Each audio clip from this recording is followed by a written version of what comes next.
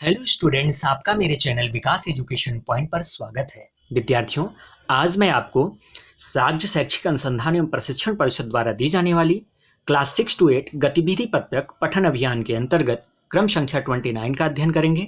विद्यार्थियों, यह कार्यपत्रक 21 फरवरी 2022 की है। आइए अध्ययन करते हैं।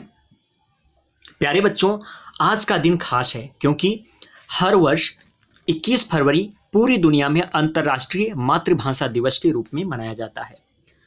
आपके मन में सवाल उठ रहा होगा कि मातृभाषा आखिर क्या है। चूंकि इंसान का सबसे गहरा रिश्ता माँ के साथ होता है। अगर माँ इंसान को जन्म देती है तो भाषा उसे जिंदगी के अर्थ बताती है, जीने का ढंग समझाती है। इतने गहरे संबंध के कारण ही इंसान ने भाषा का रिश्ता माँ से जोड़ा है। मातृभाषा अपने माता पिता और परिवार के अन्य लोगों द्वारा घर में बोली जाने वाली भाषा होती है, जिसे सुनते हुए हम बड़े होते हैं और अपने घर या आस पड़ोस में उसका प्रयोग करते हैं। विद्यार्थियों, मातृभाषा के प्रयोग से हम एक जुगाड़ और अपनेपन का अनुभव जुड़ाव और अपनेपन का अनुभव करते हैं और आसानी से अपनी बात कह सकते हैं। बच्चों, आप सब की कोई न कोई मातृभाषा अवश्य होगी और वह आपको सुनने और बोलने में अच्छी भी लगती होगी। तो आइए हम इसी विषय पर निम्नलिखित गतिविधियों को करते हैं। तो विद्यार्थियों, चलिए। मैडम, मेरी मातृभाषा उर्दू में जीना कहते हैं। एक मैडम है। बच्चों, सीढ़ी को आपकी मातृभाषा में क्या कहते हैं? तो मैडम पूछ रही हैं कि बच्चों, सीढ़ी को मातृभाषा में क्या कहते हैं? तो यहाँ पर एक मैडम बोलती है, लड़की बोलती है कि मैडम, मेरी मातृभाषा उर्दू है जिसमें इसको जीना कहते हैं, मतलब सीढ़ी को जीना कहते हैं। और एक बच्चा फिर बोलता है कि मेरी मातृभाषा पंजाबी है और पंजाबी में इसे पौड़ी कहते हैं।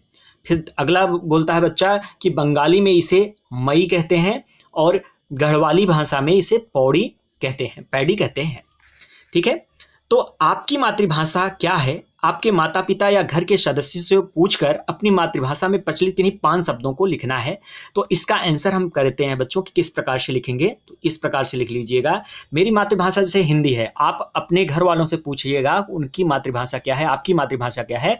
तो उस भाषा में आपको किन्हीं 5 जो है शब्दों को लिखना है। तो आप लिख लीजिएगा। जैसे कि मैंने यहाँ पर एक उदाहरण दे दिया है कि मेरी मातृभाषा हिंदी है, जिसमें किताब, कलम, कुर्सी, मेज, दरवाजा, ऐसे ही और भी शब्द आप बना सकते हैं, तो बना लीजिएगा।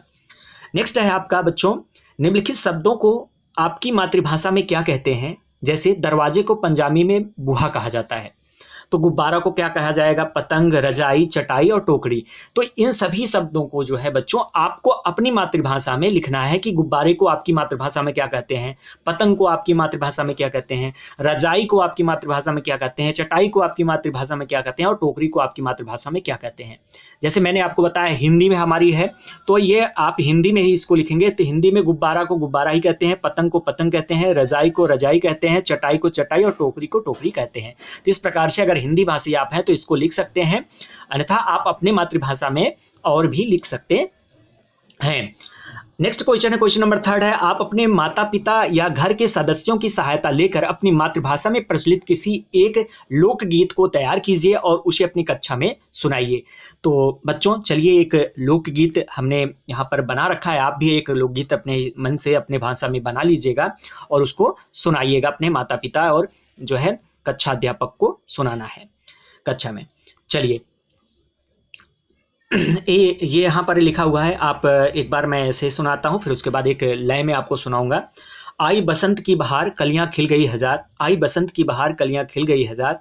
घर घर में छाई खुशहाली, चारों ओर दिखे हरियाली। बागों में नाचे मोर हजार, बागों में नाचे मोर हजार। आई बसंत की बहार, कलियां खिल गई हजार। तो इस प्रकार से आप लिख सकते हैं और आप अपने भाषा में, मातृभाषा में आप एक लोकगीत बनाइएगा। तो इसको फिर से एक बार समझते हैं बच्चों, थोड़ा लय में। आई बसंत की बहार, कलियां खिल गई हजार। आई बसंत की बहार, कलियां खिल गई हजार। घर घर में छाई खुशहाली, चारों देख और दिखे हरियाली। घर घर में छाई खुशहाली, चारों और दिखे हरियाली। बागों में नाचे मोर हजार, बागों में नाचे मोर हजार, आई बसंत की बहार, कलियां खिल गई हजार। तो इस प्रकार से आप बच्चों लय में अपने कक्षाध्यापक या अपने घर वालों को सुनाइएगा, एक लोकगीत लिख लीजिएगा। तो ये था आज का हमारा वर्कशीट बच्चों। कोविड-19 जैसे महामारी से सुरक्षित रहने के लिए हमें 2 गज अथवा 6 फीट की शारीरिक दूरी का पालन करना चाहिए। धन्यवाद।